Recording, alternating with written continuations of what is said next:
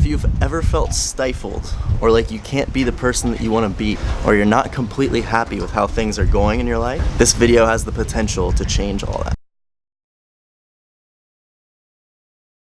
So this is a video I've been wanting to make for months now. I was actually just about to plan it, and then while I was planning, I realized that I actually had a note in my phone from over 2 months ago when I'd first started the channel, where I actually wrote this week's video and I had notes about this very same topic.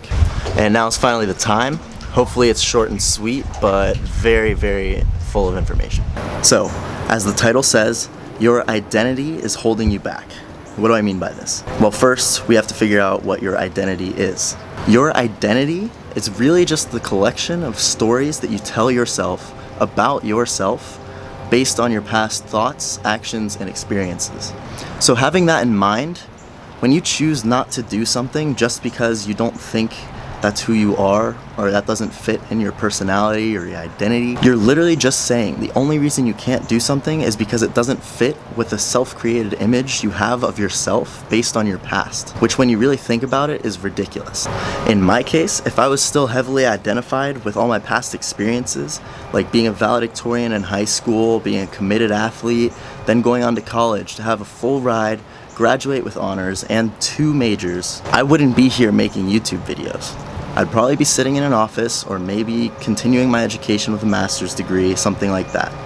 But I realized that's not what I want out of my life, and there's no reason why I have to follow that. The only reason why I would follow that would be because it fits with my image of myself.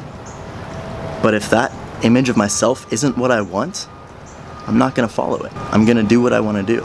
I know I wouldn't be happy continuing my education or sitting in an office all day, every day, doing something that I may or may not like that much. So, I made the decision not to. Or another example in my own life is that I used to consider myself a very passive person, maybe even boring. But once I learned to throw away that self-created image of myself, I began to express myself more and be the person who I really am beneath all these layers of social conditioning that tell me who I'm supposed to be just based on what I think of myself and what others think about me. I went from thinking that I was boring to literally on multiple occasions having people telling me things like I'm a madman or like I'm the life of the party, things that I never would have imagined people saying about me. And this is extremely liberating. This feels so good. One of the best things in life, in my opinion, is breaking stereotypes and being someone that no one thought you could be. So my point here is really that the only person holding you back from being the person you want to be is yourself. If there's anything in your life that you're not 100% happy with and that you want to change, you must disidentify with your past experiences and your little self-created image of yourself. Because if not, you're only going to act within those boundaries and nothing will ever change. Another important thing to note is that at first, this isn't going to be easy because it requires one important thing that so many people have trouble with, including myself. You have to stop caring what other people think about you. If you care too much what other people think about you, you will only ever want to stay within those boundaries and be the person that everyone thinks you are. And if that person that everyone thinks you are isn't the person you want to be, you have to change that. You have to learn to forget everything that they think about you and just be you. By venturing outside of that identity, some people in your life may judge or criticize you. But you have to remember that being the person you want to be is more important than what anyone thinks about you.